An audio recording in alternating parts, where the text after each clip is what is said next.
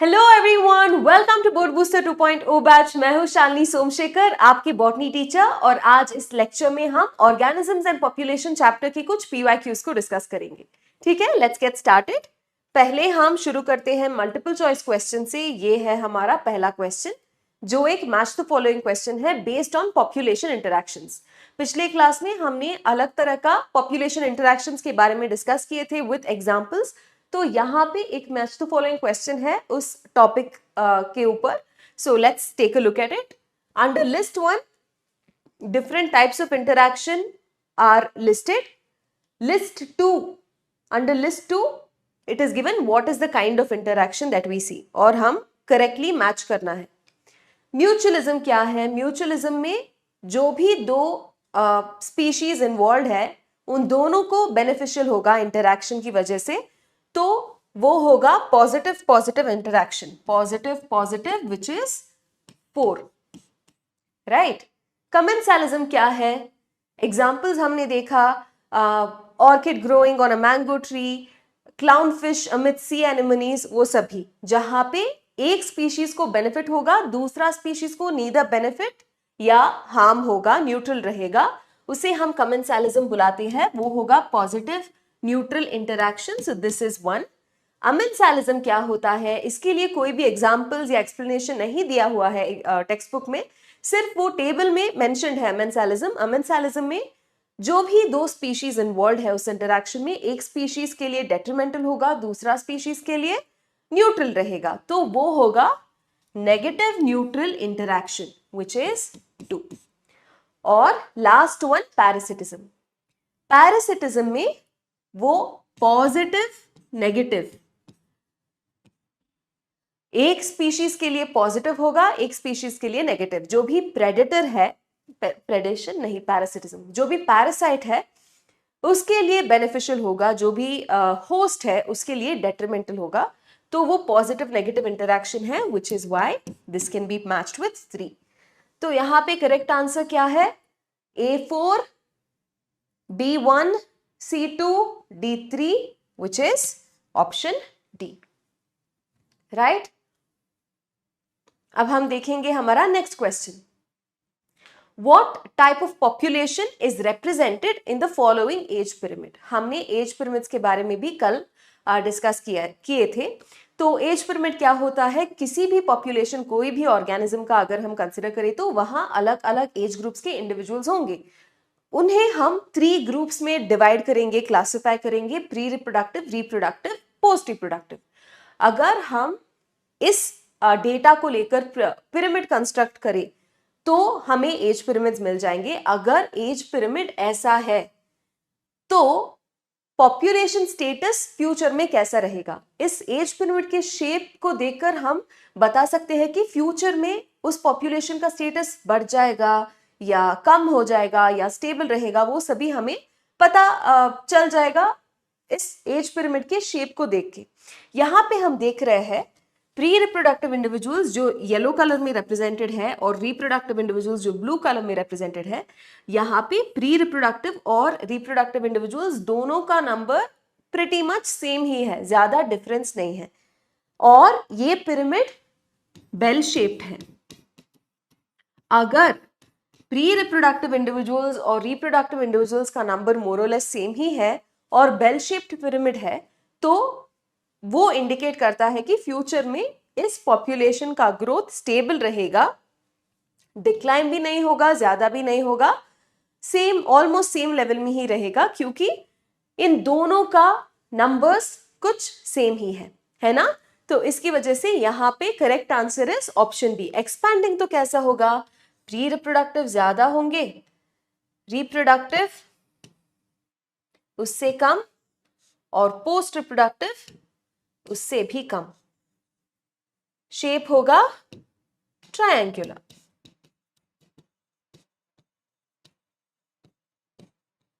अगर डिक्लाइनिंग है तो प्री रिप्रोडक्टिव कम होगा, रिप्रोडक्टिव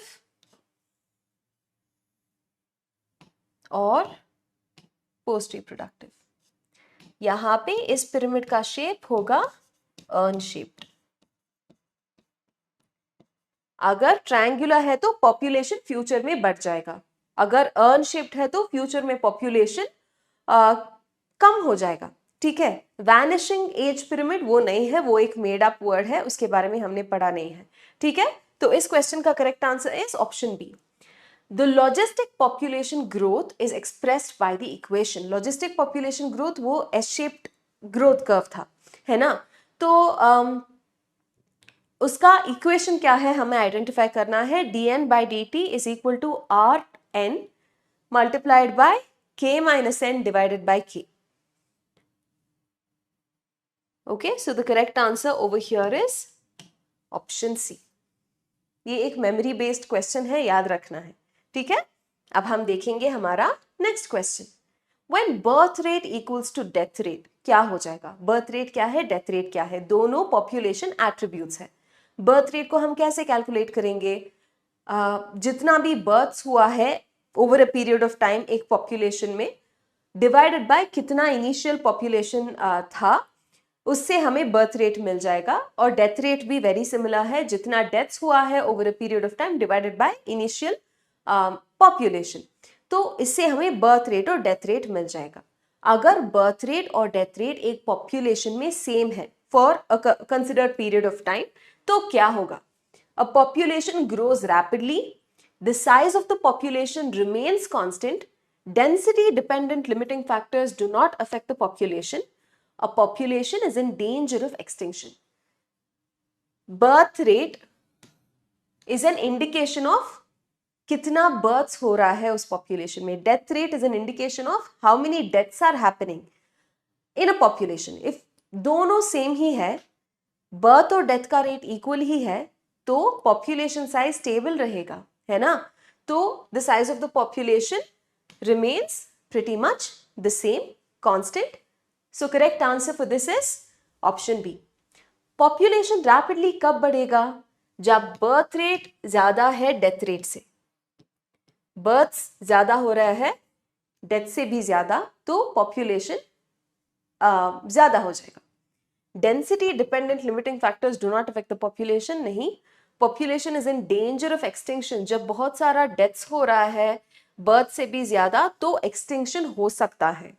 ऐसे हम नहीं कह सकते कि 100% होगा, जब बहुत सारे डेथ्स हो रहे हैं तो तब हो सकता है, लेकिन जब दोनों इक्वल ही है तो population size pretty much constant stable ही रहेगा।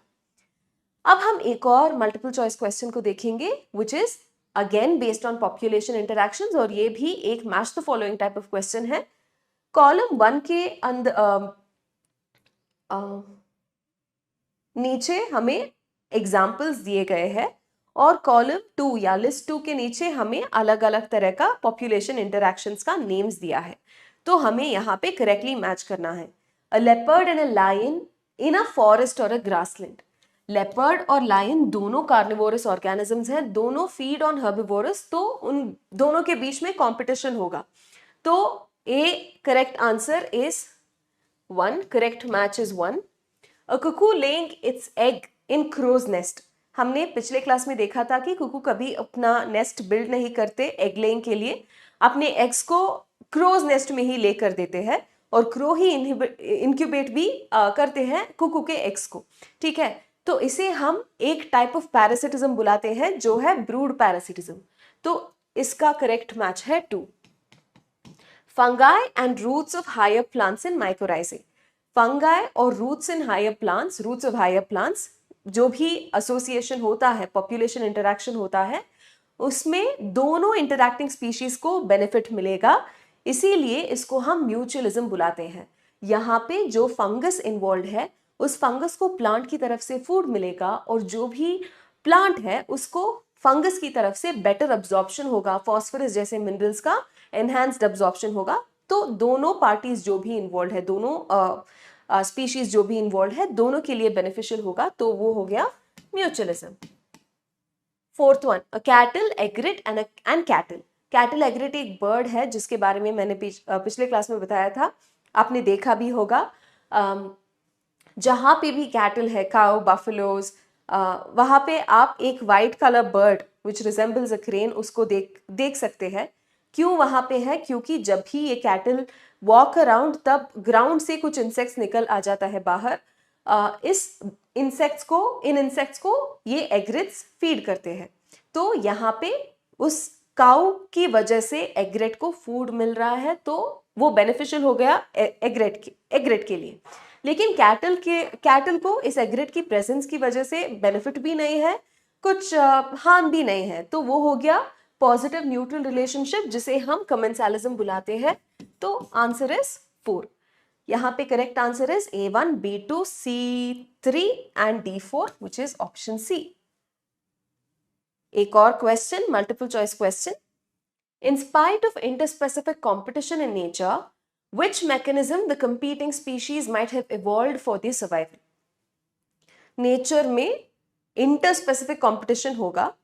इंटरस्पेसिफिक कंपटीशन का मतलब दो स्पीशीज के बीच में कंपटीशन। ये कंपटीशन फूड के लिए, स्पेस के लिए, मेट के लिए नहीं, फूड के लिए, स्पेस के लिए हो सकता है। अगर इंट्रा स्पेसिफिक है तो मेट आएगा, इंटर स्पेसिफिक है तो मेट इन्वॉल्व नहीं है। फूड, स्पेस, इनकी वजह से हो सकता है। इंटर स्पेसिफिक कंपटीशन होते हुए भी दोनों इंटरैक्टिंग स्पीशीज या कितने भी इंटरैक्टिंग स्पीशीज है वो सरवाइव कर देते हैं। कौन सा मैकेनिज्म को वो इवॉल्व करते हैं? तो करेक्ट आंसर है रिसोर्स पार्टिशनिंग। इसके बारे में हमने पढ़ा है मैकआर्थर्स वार्बलर्स।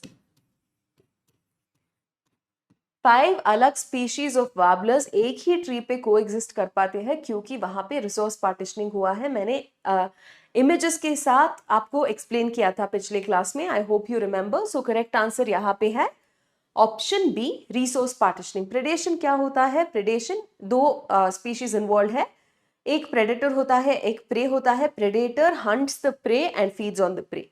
कॉम्पिटिटिव रिलीज क्या है? अगर एक एरिया में दो स्पीशीज है, एक स्पीशीज कॉम्पिटिटिवली इंफीरियर है, वो उसका डिस्ट्रीब्यूशन रेंज कुछ स्मॉल है, और दूसरा स्पीशीज जो कॉम्पिटिटिवली सुपीरियर है उसका डिस्ट्रीब्यूशनल रेंज ज्यादा है। अगर हम एक्सपेरिमेंटली ये कॉम्पिटिटिवली सुपीरियर स्पीशीज को निकाल देते हैं यहाँ से, तो ये स्पीशीज कंपटीशन कम हो जाएगा। इस स्पीशीज को अगर हम यहाँ से निकाल देते हैं तो इसका स्प्रेड हो जाएगा, डिस्ट्रीब्यूशनल रेंज बढ़ जाएगा। उसे हम कॉम्पिटिटिव रिलीज बुलाते हैं। म्यूचुअलिज्म आपको पता ही है, दो इंटरैक्टिंग स्पीशीज में दोनों के लिए बेनिफिट होगा तो हम म्यूचुअलिज्म बुलाते हैं। ठीक है, अब हम देखेंगे हमारा अगला question. Between which among the following the relationship is not an example of commensalism? Commensalism क्या है? Commensalism भी एक population interaction है जहां पे एक स्पीशीज को बेनिफिट होगा, दूसरा स्पीशीज को नाइदर बेनिफिट ना हार्म होगा। इसमें से हमें चूज करना है कौन सा कमेंसालिज्म के लिए एग्जाम्पल नहीं है, उसे हमें फाइंड आउट करना है। पहला, orchid and the tree on which it grows. Orchid के लिए वो बेनिफिशियल होगा, ट्री के लिए नीदर बेनिफिशियल नॉर हार्मफुल। तो ये एग्जाम्पल हो गया कमेंसालिज्म की। यहाँ पे कैटल, एग्रेट एंड ग्रेजिंग कैटल, जैसे मैंने पहली कुछ मिनट के पहले ही एक्सप्लेन किया था, एग्रेट के लिए पॉजिटिव है, कैटल के लिए neither positive nor negative. Sea anemone and clownfish, clownfish के लिए बेनिफिशियल होगा, सी एनेमनी के लिए बेनिफिशियल भी नहीं, डेट्रीमेंटल भी नहीं। Female wasp and fix species, यहाँ पे दोनों को बेनिफिट होगा, ये हो गया एग्जाम्पल म्यूचुअलिज्म का। ठीक है, this is not an example for commensalism. तो correct answer for this question is option D. एक और question, if a positive sign or a plus sign is assigned to the beneficial interaction, minus sign is assigned to detrimental, and 0 sign to neutral interaction, then the population interaction represented by plus minus refers to. Mutualism में plus plus होगा, अमेंसालिज्म में minus neutral होगा, कमेंसालिज्म में plus neutral होगा, parasitism में plus minus होगा। यहाँ पे प्लस माइनस पूछा है तो correct answer is parasitism. Plus minus का एक और एग्जाम्पल है आपके टेक्स्ट बुक्स में, वो है प्रेडेशन। ठीक है, अब हम देखेंगे हमारा next question. The principle of competitive exclusion was stated by. The principle of competitive exclusion was stated by Gauss. इसीलिए उसको हम गॉसेस कॉम्पिटिटिव एक्सक्लूजन प्रिंसिपल भी बोलते हैं। तो क्या है उस प्रिंसिपल ऑफ कॉम्पिटिटिव एक्सक्लूजन? तो इट स्टेट्स दैट अगर two species who are competing for the same resource, they cannot occupy the same niche indefinitely. Eventually, the competitively inferior one will be eliminated. यही है इस competitive exclusion principle का statement, ठीक है? अब हम देखेंगे कुछ 2 markers. Identify the curves A and B shown in the graph given below. यहाँ पे एक ग्राफ दिया हुआ है, उसमें A and B लेबल्स है, जैसे आप देख सकते हैं। उसको हमें आइडेंटिफाई करना है और list the conditions responsible for the growth patterns in A and B। पहले हम आइडेंटिफाई कर देंगे A क्या है, B क्या है। A में हम देख सकते हैं एक J शेप्ड कर्व है। J शेप है तो वो कौन सा ग्रोथ कर्व है? वो हो गया एक्सपोनेंशियल ग्रोथ कर्व। अगर B है तो वो है logistic growth curve. B logistic growth curve का शेप हमेशा सिग्मोइड होगा या एस शेप्ड, है ना?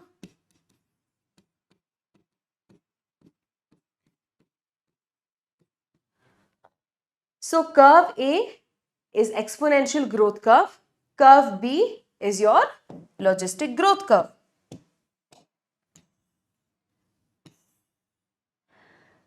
जे शेप्ड कर्व को हम कब देख सकते हैं?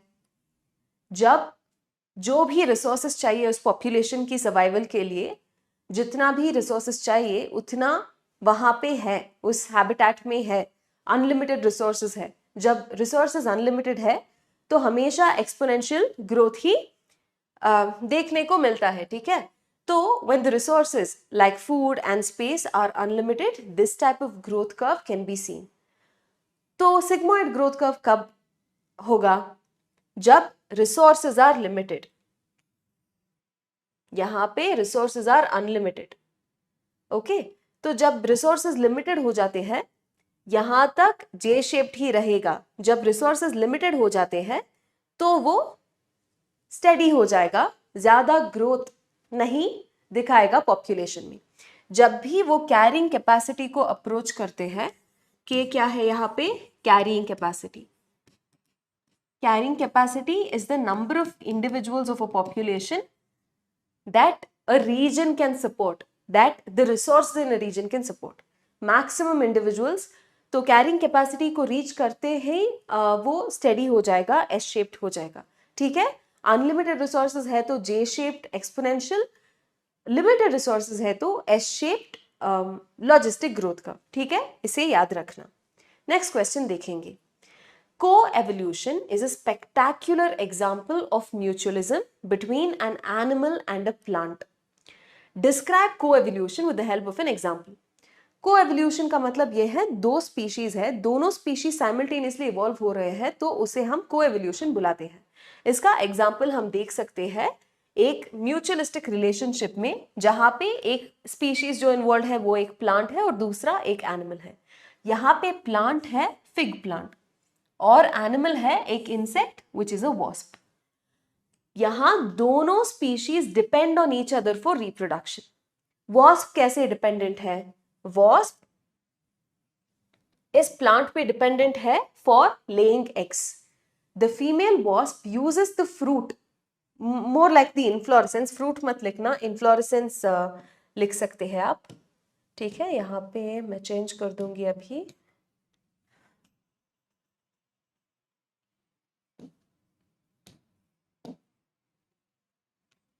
Oh my God.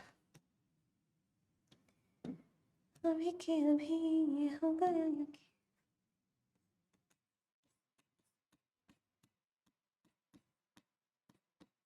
Inflorescence for oviposition or egg laying.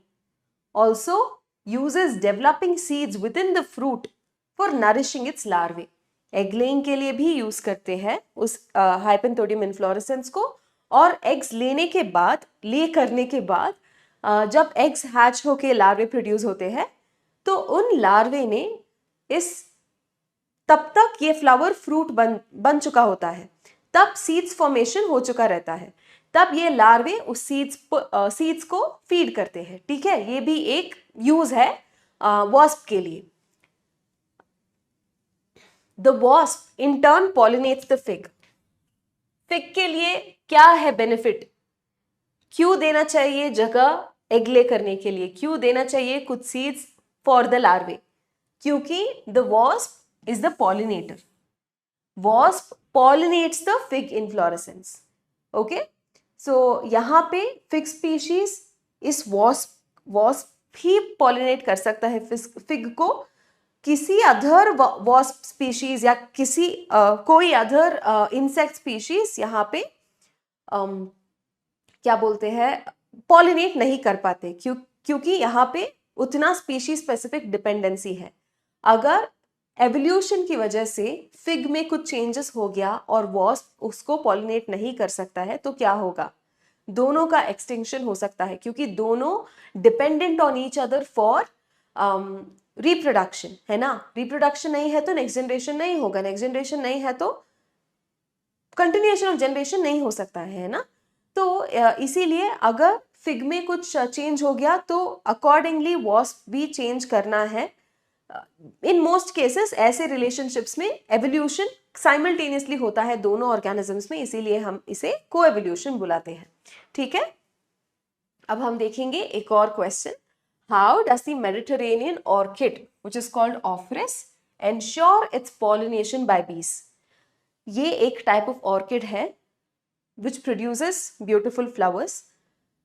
जो भी फ्लावर्स होते हैं, बनाते हैं इस प्लांट, उस प्लांट के flowers resembles the female species of a bee. ठीक है, female of a species of a B.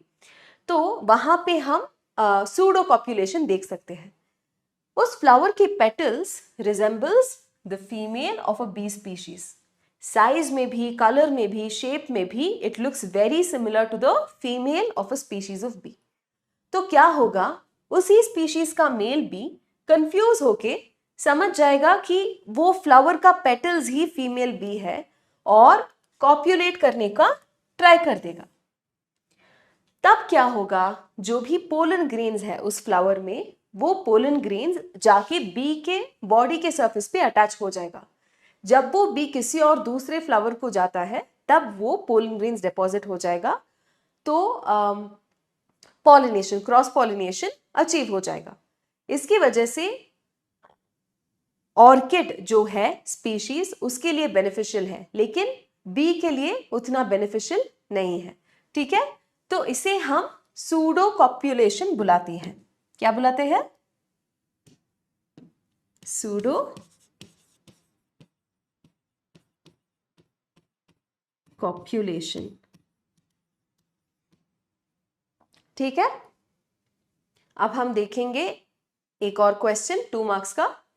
Besides acting as conduits of energy for energy transfer across trophic levels, predators play other important roles justify। predators का बहुत सारा roles है एक ecosystem में stability maintain करने के लिए। स्टेटमेंट में ही दिया हुआ है कि predators help in the transfer of energy from one trophic level to the other। हमने predators के बारे में बताया कि जब एक स्पैरो कुछ नट्स को खाते हैं तो भी प्रेडेशन माना जाता है इकोलॉजी में। जब एक डियर को एक लायन खाता है तब भी हम उसे प्रेडेशन ही मानते हैं। तो प्रेडेशन की वजह से एक ट्रोफिक लेवल से प्लांट्स टू हर्बिवोर्स या हर्बिवोर्स टू कार्निवोर, एक ट्रोफिक लेवल से दूसरे ट्रोफिक लेवल तक एनर्जी पास ऑन हो जाएगा। वो तो है ही प्रेडेशन की वजह से। उसके अलावा कुछ और फंक्शंस है प्रेडेशन की, वो क्या है हमें लिस्ट करना है। पहला ये है कि they keep the prey population under control। अगर predators नहीं है तो prey का population ज्यादा बढ़ जाएगा। इसका एग्जाम्पल हमने प्रिकली पेयर कैक्टस में पढ़ा था, है ना। सेकंड क्या है, it helps in maintaining species diversity in a community। इसका एग्जाम्पल हमने पिसास्टर फिश, उसके बारे में जब पढ़े थे तो मैंने एक्सप्लेन किया था। एक फिश है, स्टार फिश है, पिसास्टर star fish.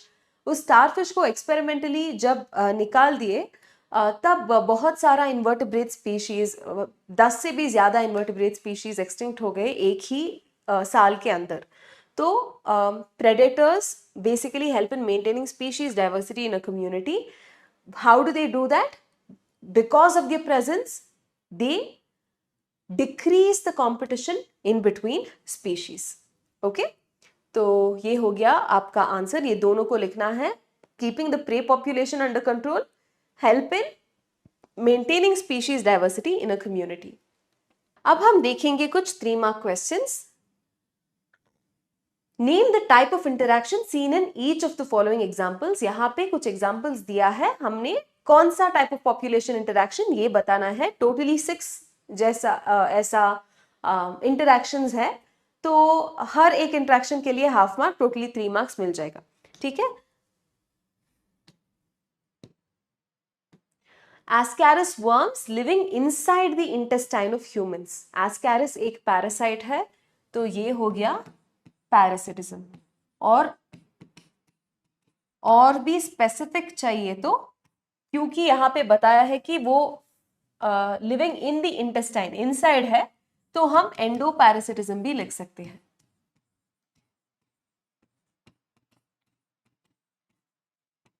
Next question, wasp pollinating fig inflorescence। यहाँ पे दोनों इन्वॉल्व स्पीशीज को बेनिफिट होगा, तो ये है mutualism. Next, clownfish living among the tentacles of sea anemone. यहाँ पे क्लाउनफिश के लिए बेनिफिट, सी एनिमनी के लिए न्यूट्रल, तो ये एक एग्जाम्पल है कमेंसालिज्म की। Mycorrhizae living in the roots of higher plants, ये भी म्यूचुअलिज्म है, दोनों के लिए बेनिफिट है। Orchid growing on branch of a mango tree, यहाँ पे ऑर्किड को बेनिफिट, मैंगो को न्यूट्रल, तो ये कमेंसालिज्म।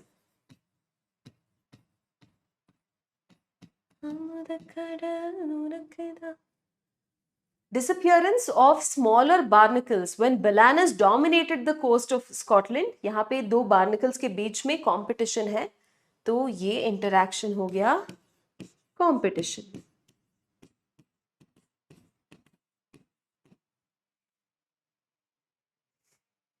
ये दोनों अलग अलग स्पीशीज हैं, तो हम इंटर स्पेसिफिक कंपटीशन भी लिख सकते हैं।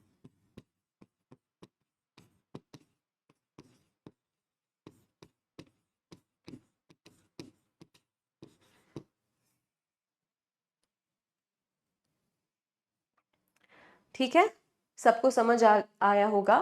नेक्स्ट क्वेश्चन देखेंगे।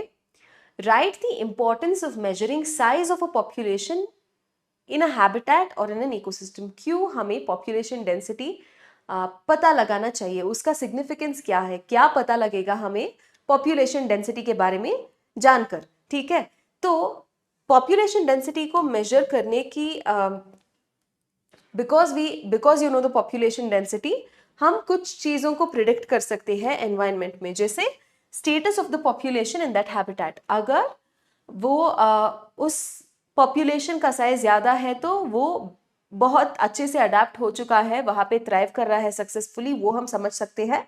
स्टेटस ऑफ द पॉपुलेशन को हम प्रिडिक्ट कर सकते हैं। Outcome of competition with other species, तो अगर 2 स्पीशीज के बीच में कुछ कंपटीशन है, कुछ देर बाद पॉपुलेशन डेंसिटी को चेक करने से हमें पता लगेगा कौन सा सुपीरियर है, कौन सा इंफीरियर है, क्या हो गया है impact of competition on any of the species, वो सब हम पता लगा सकते हैं। इम्पैक्ट ऑफ प्रेडेटर और पेस्टिसाइड्स, ये भी हमें पता लगेगा। इंक्रीज फ्रीक्वेंट टाइम इंटरवल्स में हम पॉपुलेशन चेक करेंगे, तो क्या पॉपुलेशन का साइज इंक्रीज हुआ है, डिक्रीज हुआ है, वो भी हमें पता लगेगा। पेस्टिसाइड एप्लीकेशन यहाँ पे मेंशन्ड है, तो ये इग्नोर कर सकते हैं आप।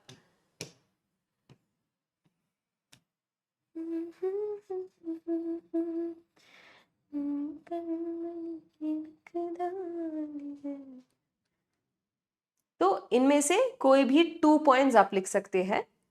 Second part of the question देखेंगे। Explain with the help of an example how percentage cover is a more meaningful measure of population size than mere numbers.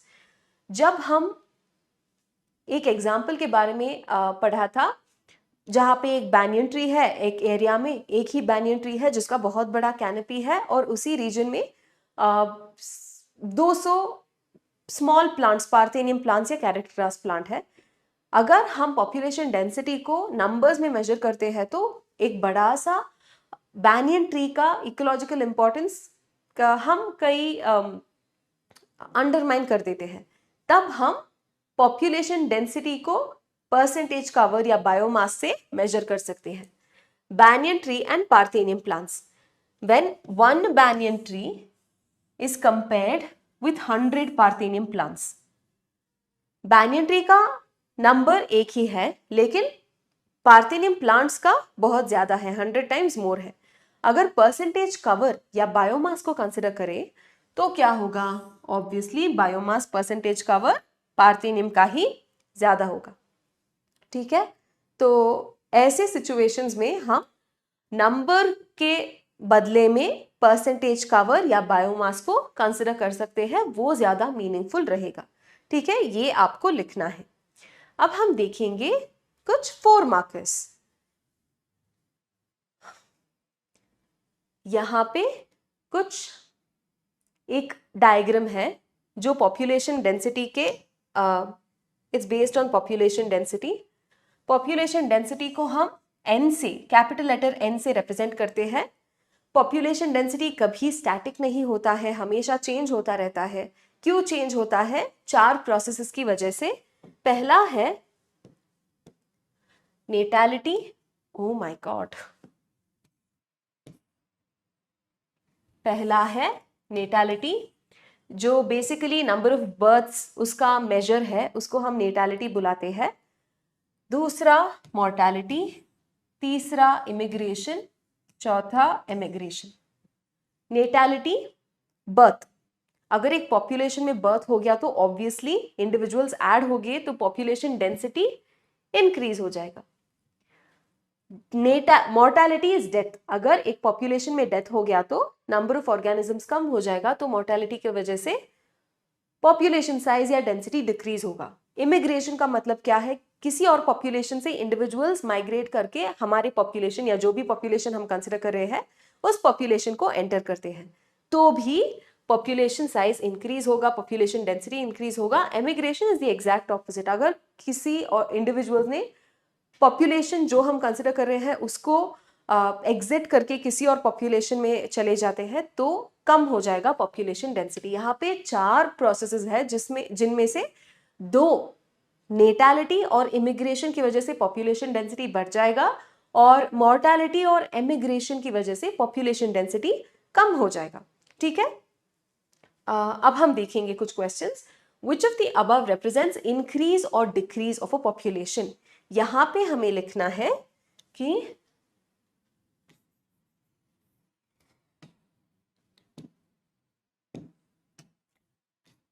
नेटालिटी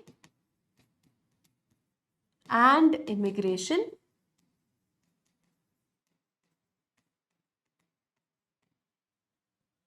represents increase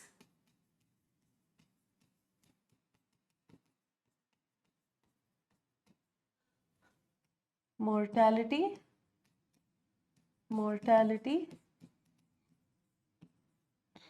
and emigration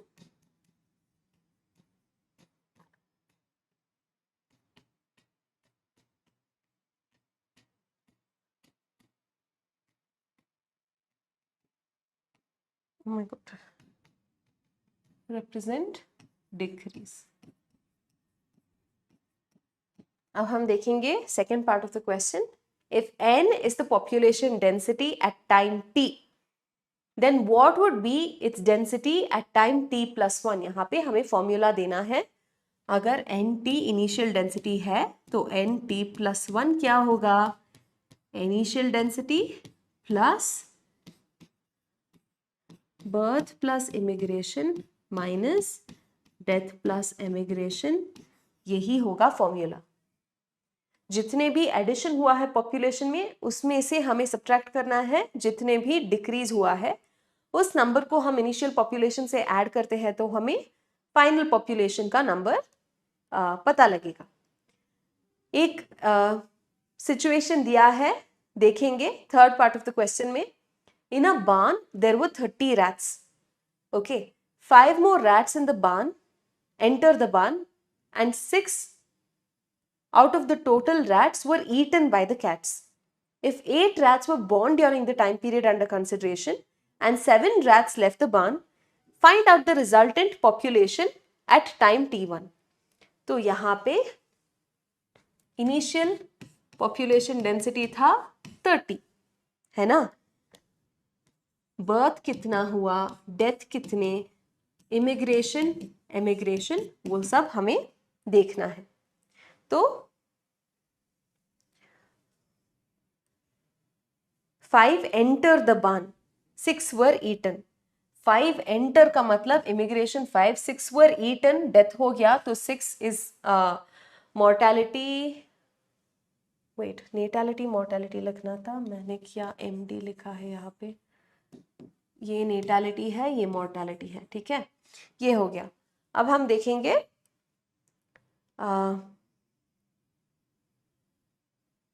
8 were born, 7 left the बार्न.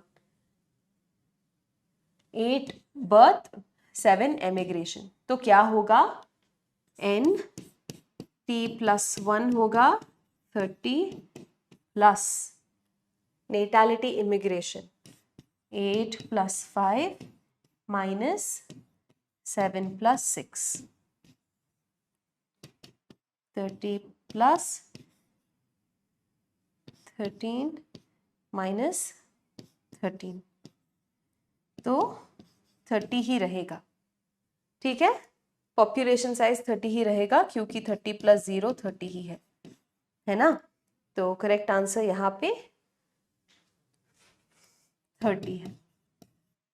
Next, if a new habitat is just being colonized, out of these 4 factors affecting the population growth, which factor contributes the most? अगर एक नया colony, नया जगह colonise हो रहा है तो immigration is the factor that affects the most. ठीक है,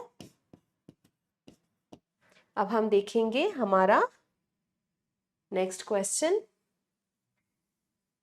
जो एक 5 मार्कर है.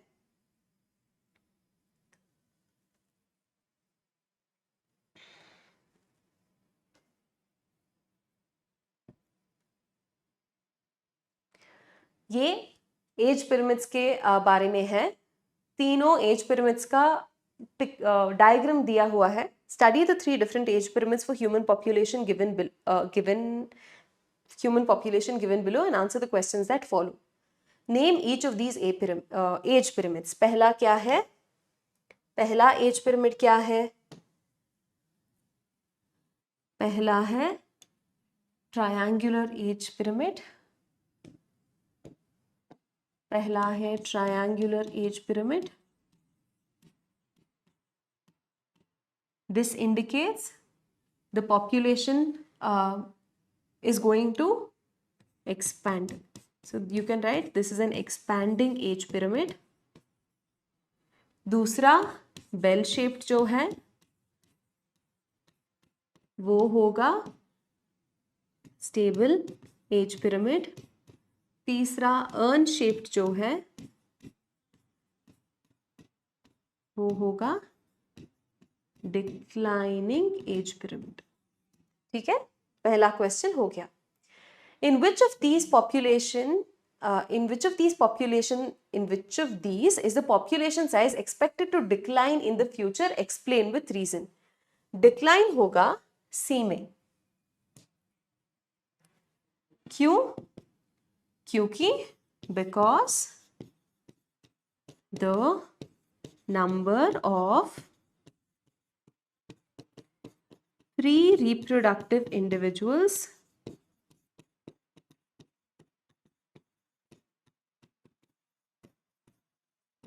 is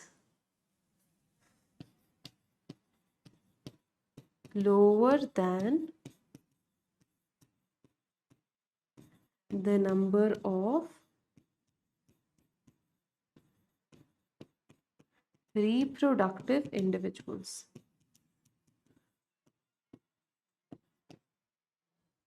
Differentiate between A and B. A and B के बीच में क्या डिफरेंस है? A शेप क्या है?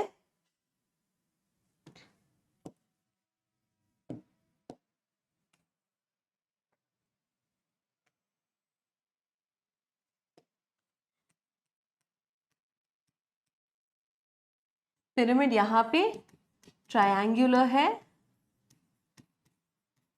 यहाँ पे आपने वर्ड्स में लिखना है, यहाँ पे वो बेल शेप्ड है। ए में प्री रिप्रोडक्टिव इंडिविजुअल्स का नंबर ज्यादा है रिप्रोडक्टिव इंडिविजुअल से भी, यहाँ पे प्री रिप्रोडक्टिव इंडिविजुअल्स का नंबर, रिप्रोडक्टिव इंडिविजुअल्स का नंबर दोनों ऑलमोस्ट सेम ही है। यहाँ पे इन फ्यूचर पॉपुलेशन एक्सपैंड होगा, यहाँ पे in future population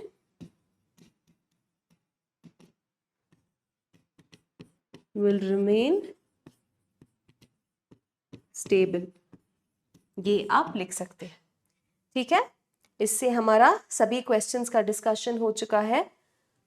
I hope clarity है सारे कॉन्सेप्ट्स में। हमारे PW ऐप पे, अमेजोन पे, फ्लिपकार्ट पे CBSE बोर्ड एग्जाम के लिए सैम्पल पेपर्स है, तो आप चाहिए तो खरीद सकते हैं। आपके प्रिपरेशन को बूस्ट कर सकता है ये बुक्स। अगर यूजफुल लगे तो आप खरीद सकते हैं। With this I will sign off from today's lecture. Thank you very much. I hope सभी कॉन्सेप्ट्स का क्लैरिटी आपको मिला है। I will see you very soon with another lecture. Until then, take care of yourself, stay healthy, stay happy, keep studying hard. All the best.